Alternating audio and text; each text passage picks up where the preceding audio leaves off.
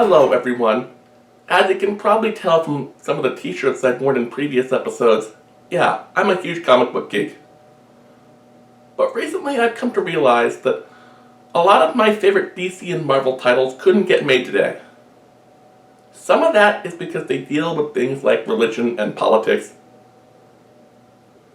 The big two have become a little bit more skeptical on those over the years, especially as their parent companies want things that they can easily package into movies, TV shows, cartoons, action figures, coloring books, and whatnot.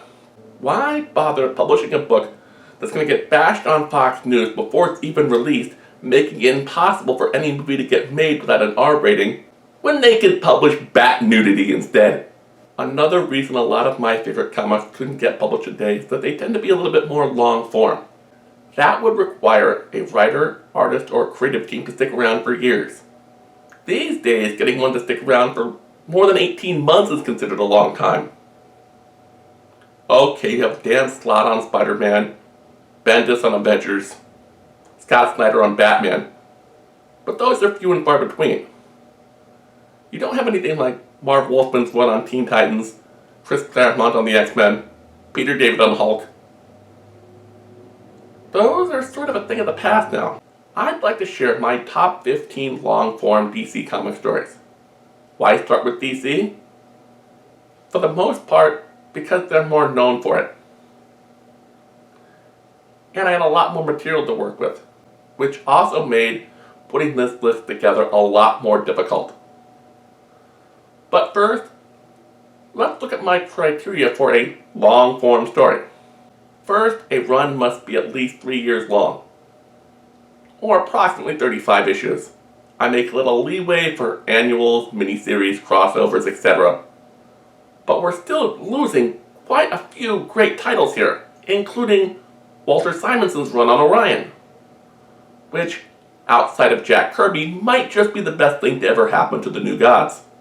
2. The series must be set, at least for the most part, within the DC universe, which means no Star Trek, no Dungeons & Dragons, even though most of those books I remember liking. 3. It must have the same writer or team of writers. 4. There are bonus points if the story takes up most or all of the writer's run.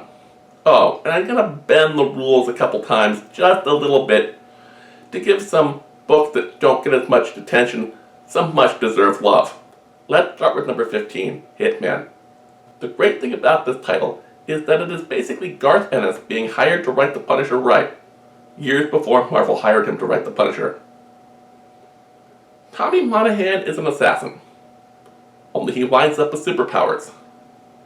So he develops himself a code. He won't off cops, or kids, or superheroes. He mostly focuses on offing supervillains, or the occasional mob boss if they're at a level where the law can't touch them. The series loses a few points for having some really goofy 1 or 2 parters, or 1-issue stories that don't connect back to the main plot. But each of these serve a purpose. They either break tension when Garth Ennis has put Tommy Monahan through hell, or happen right before he's going to put them through hell. And usually both. The thing that separates Hitman from a lot of the other items on this list is that it's about the difference between someone who says, I'm going to protect me and mine, from a hero. Now let's go on to number 14, Jack Kirby's Fourth World. This is one of those cases where I'm bending the rules. You see, the Fourth World books didn't last a year, but there were 4 titles a month.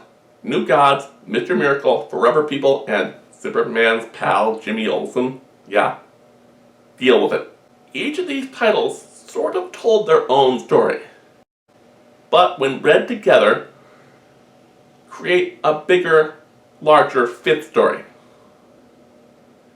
And that might seem common practice now, but this was the 70s. No one at the big 2 was doing this.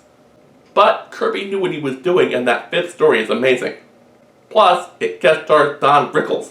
How can you not love that?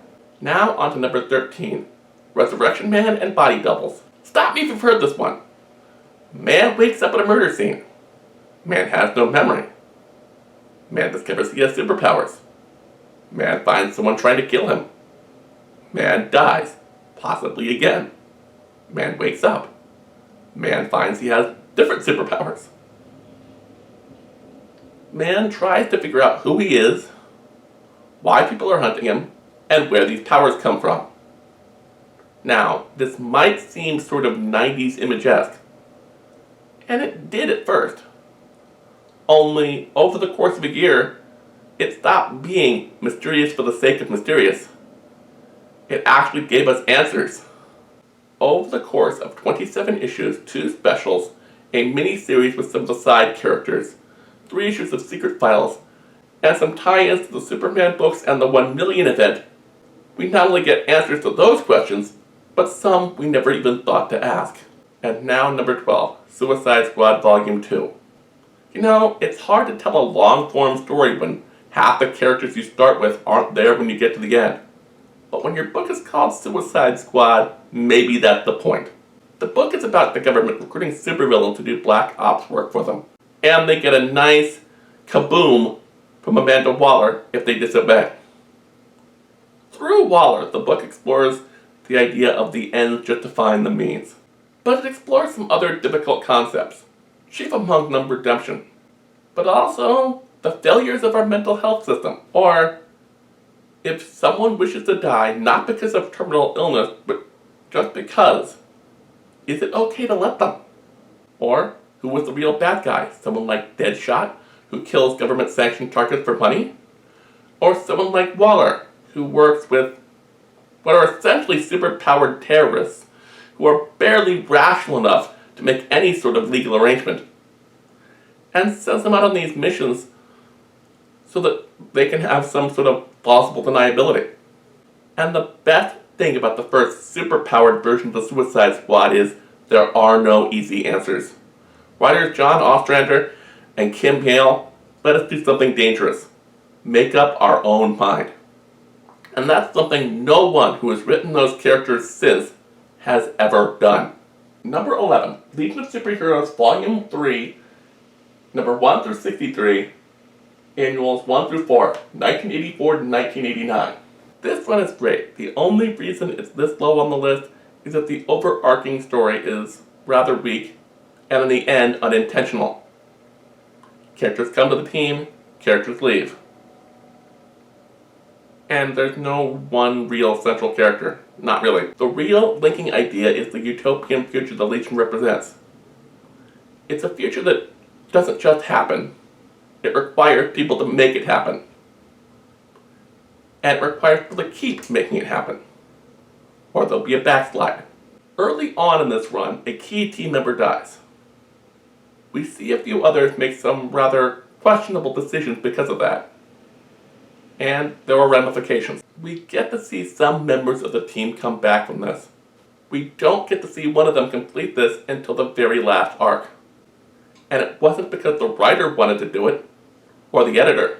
The Legion had this weird tradition where the fans got to elect the leader. And this particular character won the election. So the readers have forgiven them. So the writers and everyone else should too. Number 10, Hawk and Dove. I know what some of you are going to say. How did a book with art by Rob Liefeld make your top 10? And I'll tell you, the Kessel script overcame the horridity of Liefeld's art. Well, that and the fact that Carl Kessel was basically redrawing the hands and feet of almost every Liefeld character that he could. Plus, Liefeld wasn't on the book as long as people think. No, what really weakens Hawk and Dove is the ending. And I can't really blame the Kessels for that either. You can blame that on Armageddon 2001. In case you didn't know, Armageddon 2001 was a story where a time traveler named Wave Rider came back to the present to find out the real identity of a superpowered dictator from his time. Originally, DC intended to make this villain Captain Atom, but only because his book was getting cancelled. Only the ending got leaked online, and in those days, DC thought that was a bad thing. So they halted issue 2 and rewrote it entirely. They looked at what other DC books were getting canceled and said, well, Hawk and Dove is getting the axe. Hawk is our bad guy now. This made the Kessels rewrite their ending, which they had been building to since almost day one. It ruined what could have been a beautiful ending in exchange for a celebration of incelism. Number 9. John Constantine Hellblazer. And this is another case where I'm bending the rules. This one goes from issues 1 through 24, 28 to 31, and 33 through 40. So technically not a single run. But since the fill-in writers were Grant Morrison and Neil Gaiman, yeah, I'm willing to give it a little bit of leeway there. What makes Jamie Delano's take on John Constantine so fascinating is that it's not the version of the character we're used to seeing. He's not a bastard just to be a bastard. He's doing it to protect people he cares about. He's seen what happens to people who are sucked into the mystical world unprepared. In his own way, he's trying to help them. Most of this run revolves around John remembering what happened to him at Newcastle. He's forced, under various circumstances, to find members of his own crew. He sees that they haven't really handled their own shit. He tries to help them, and things go a little bit sideways. Mostly because John hasn't dealt with his own shit. Later in the run, John meets a woman and her daughter. They are heading down a very similar path to John's. He starts thinking to himself, I can't help me, I can't help my friends. But if I can prevent another Newcastle, maybe, just maybe, I can make some good happen in the world. This run also deals with John's possible ties to a serial killer and his deteriorating friendship with Swamp Thing. Number 8, Aquaman Volume 5, number 1 through 48, plus Aquaman Time and Tide. Like everyone else, I used to think Aquaman was lame. He could talk to fish and he couldn't be out of the water for more than an hour. Then one day I saw Peter David's name on the cover. I really enjoyed some of his Star Trek books. And his one on Hulk. And X-Factor. So I decided to give his Aquaman a try. And man, was he crushing it. He created this sort of anti-Aquaman, same powers, only psycho, and Aquaman lost his hand! And that was cool. In order to make Aquaman interesting, Peter David had to rebuild Aquaman from the ground up, which he had sort of already done in a miniseries called The Atlantis Chronicles. But for whatever reason, at the time, he wasn't chosen to be Aquaman's new regular writer. Once given the chance, Peter David turned Aquaman into an epic of Arthurian proportions. For decades, Aquaman had been stuck in a holding pattern. Aquaman was the king of Atlantis, protecting it from us. No, Aquaman is the king of the sea, exiled to the surface, and now he protects us from them. But under David, it became an examination of how Arthur the superhero and Arthur the king worked on entirely different sets of ethics, and why maybe, just maybe, he shouldn't try to do both. Which kind of got complicated once the new Justice League formed up with Aquaman as a keynote member, which David just loved to play with. But the book had a lot of other interesting things going on. Problems with Aquaman's estranged son. Issues with Tempest, his former sidekick. A love triangle with Tempest, Dolphin, and Aquaman. Alien invasions. And Peter David's natural tendency to leave his books open for whatever big crossover event DC wants to push. Number 7, All-Star Squadron and Young All-Stars. I'm counting these two titles as one book because that's essentially what they are. DC went through a major continuity shift during its production, and All-Star Squadron was cancelled. Young All-Stars sprung up almost immediately thereafter. The story arcs of All-Star Squadron didn't carry over directly into Young All-Stars, but they did tell one big story. You see, the first issue of All-Star Squadron was set on December 7th, 1941. The last issue of Young All-Stars was set on September 2nd, 1945. We know where most of the JSA heroes were in the future. So how do you keep suspense? Easy. In 1947, DC introduced a villain named Per Degaton, basically a time-traveling neo-Nazi. Bringing him into the mix in 1941 means the future might not be what it used to be. To make things more interesting, Roy Thomas introduced new characters into Young All-Stars. And he made a deal with Paul Levitz, saying that other writers couldn't use his new characters until Young All-Stars had reached its conclusion. That way he could be free to, kill them. Number 6. New Teen Titans Volume 1, number 1 through 58, and New Teen Titans, aka New Titans Volume 2, number 1 through 63. No, I'm not going to include every issue of Marv Wolfman's run in this, even though I do enjoy a majority of it.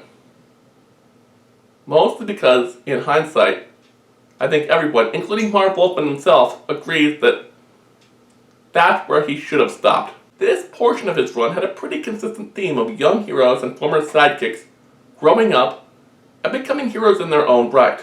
Some, like Wally West, succeeded with flying colors. He not only became the new Flash when Barry Allen died, he took a spot on the Justice League International. Others like Speedy, aka Arsenal, aka Red Arrow, or whatever else he's calling himself this week, well, not so much. And there are a few surprises though. You would think Nightwing would be the best at this, but he's not. He still compares himself to Batman, even though he has more detective skills and is more socially adept. Nightwing respects his teammates. He's willing to delegate responsibilities. He trusts his people. All of these things are stuff Batman has failed to do since 1939. There's something wrong with your team when the green-skinned kid with the class clown complex starts talking the most sense. You know, the guy who thought taking on Deathstroke the Terminator by himself was a good idea. But he said that after what happened to Jason Todd and Danny Chase, he was sick of the death, and he's sick of the team's infighting and codependent bullshit, and he was out. I love this run in no uncertain terms, but I sort of think after the introduction of Tim Drake, the third Robin, Marv Wolfman just sort of ran out of steam. Oh boy, if I actually got comments on my videos, man would I be getting hate mail now. Number 5, Legion of Superheroes Volume 4. If Paul Levitz's run on the Legion was about optimism and how great it is, this run by Keith Giffen and Tom and Mary Baerbaum is about what happens when optimism fails and fascists take over. This book came out at the tail end of the Reagan era and the early days of the George H.W. Bush administration. So, it was rather timely. And I'm sad to say it's even more relevant now. I recently reread the issue that told the origin of Sunboy and even filled in some of the gaps in his background. I couldn't help but think of Lord Dampnut. To me, what makes this run great is that it strips away a lot of the subtext of the Legion. Yes, Shrinking Violet is a lesbian. Yes, Lightning Lass is bisexual. Yes, they are a couple. Yes, Timberwolf's violent behavior is an actual regression into an animal. He's fighting it, but it might not go the way you want it to. At the same time, a lot of things remain true. Brainiac 5 is still Brainiac 5. Matter Eater Lad is still, well, Matter Eater Lad. No matter what the timeline, some things don't change. Really, the only reason this one isn't higher up there is that after 50 issues, 2 annuals, and a few spin-off miniseries, this story was not finished. Hal Giffen was off the book by issue 38. The Baerbaums stuck on for a year after that. And when they left, no one had any idea how to finish their story. So they used 0 Hour as a fix-all and delete the whole thing. Number 4, Supergirl Volume 4. The Supergirl of the 90s was not Kara Zor-El. DC wanted to make Superman the one true Kryptonian. So instead they introduced this shape-shifting thing called the Matrix. Superman adopted it because she's the sole survivor of a pocket universe. The same one left over from the Superman Legion of Superheroes crossover from a few years before that. The problem is no one liked that character. But DC really wanted to do something with Supergirl. So what did they do? They called Peter David. And he had a solution. He introduced a character named Linda Danvers. She was a member of a satanic cult. They decided to use her for a sacrifice. Supergirl came to the rescue.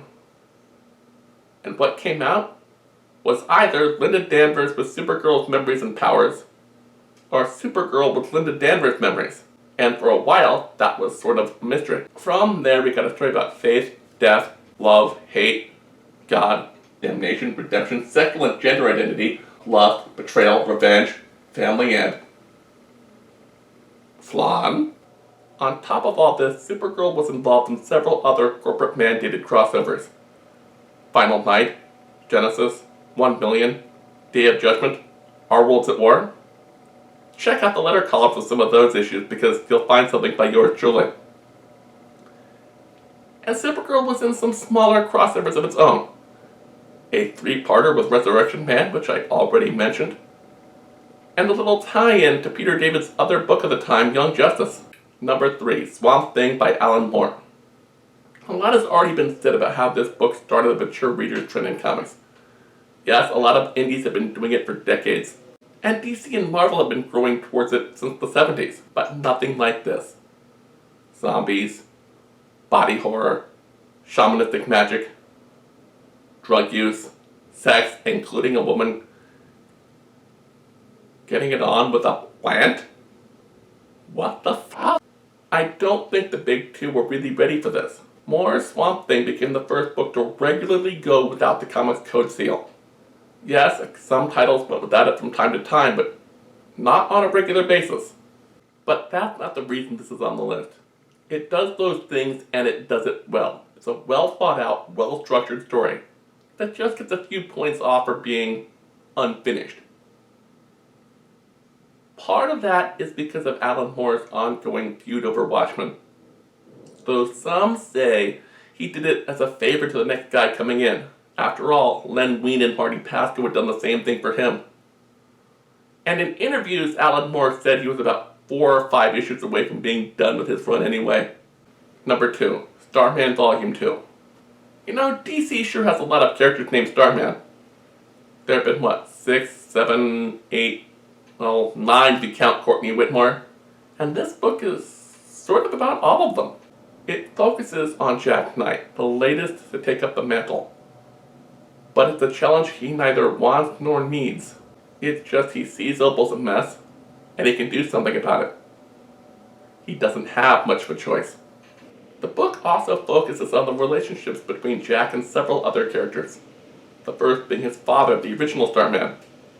Another key character is Jack's dead brother, who was Starman for all of 2 days. And that doesn't stop him from coming back every once in a while. And another key relationship to this series is his ties with the Shade, who, at least at the outside world, is a supervillain. What makes their friendship, if you can call it that, interesting is that it's built around their mutual denial of the role society has cast them into. Jack has no desire or interest in being Starman whatsoever. And Shade is immortal. He's lived for hundreds of years. And yeah, in that time he's done some really nasty things. But some of them, at least in the era he committed them, would have been considered noble. It's just times have changed, and he has not. Shade regrets some of what he's done, but knows there's nothing he can do to change it, so why bother? I know this is a very broad summary of the series, but trust me, this one is worth it. And now number 1, The Sandman by Neil Gaiman. I'm not just saying this because of the sheer scope of the story, which uses non-linear techniques to cover thousands of years. No, that's not it at all. Or its use of dream imagery, including dreams within dreams. Nope, that's not it either. What makes Sandman magnificent is how seamlessly it integrates elements of so many different genres. Science fiction, western, fantasy, horror, weird fantasy, romance. Each handled with equal depth. While Dream is the main character of the series overall, there are some volumes where he rarely, if ever, appears, and you don't even care because you've grown to love the rest of the characters that much. And each volume of the series is a story in and of itself. But when you read each individual volume together, you get a much larger, complete, compelling, and heartbreaking story. You know, there are still a lot of great DC comics I had to leave off this list for a variety of reasons. I still think those of you paying attention to this should check them out. And no, I don't just mean Walter Simonson's run on Orion. Keith Giffen, J.M. DeMatteis, along with some of their friends, did some amazing stuff on the Justice League titles in the late 80s and early 90s that are some of my favorite DC comics ever done. It covered 3 to 5 titles at its peak and lasted for about 5 years. It didn't make this list because, while they were long-running, as comedies they didn't have a common thread to them. Speaking of J.M. DeMatteis, among those Justice League spin-offs was a really good and pretty damn spooky run of Dr. Fate, and it's got an overarching story to it. But even if you count the original miniseries, the annual, a crossover with Justice League that was co-written by DeMatteis, and an epilogue story that wound up in an issue of Justice League Quarterly, it was still a long way from making that 36-issue cutoff. But it's still worth checking out. I know some of you are mad that I left off Peter David's run on Young Justice. I had 2 reasons for that. The first being that I had already put 2 Peter David series on there.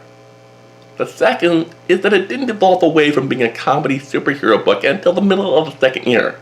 Plus, the middle of the run got all garbled as the editors at the Superman, Batman, and Flash Wonder Woman offices were forcing all sorts of crazy changes on it almost willy-nilly. And I'm not saying the run is bad, far from it. It's a great read, it just didn't quite make the cut. Really, the only item I wish I could have included, but didn't, was Mark Waid's first 2 runs on The Flash. Those were great. But I was torn between The Flash and Hitman. There are dozens of articles and videos out there talking about how great Waid's run on Flash is. Hitman is falling into obscurity due to DC's policy of not wanting to adapt creator-owned characters to other media since it would involve, gasp, profit sharing. If you like this video, please hit like or subscribe. Share it with your friends. Come back next time to collect them all. Watch our backlog, but don't put them in your bike spokes. Then they won't be mint condition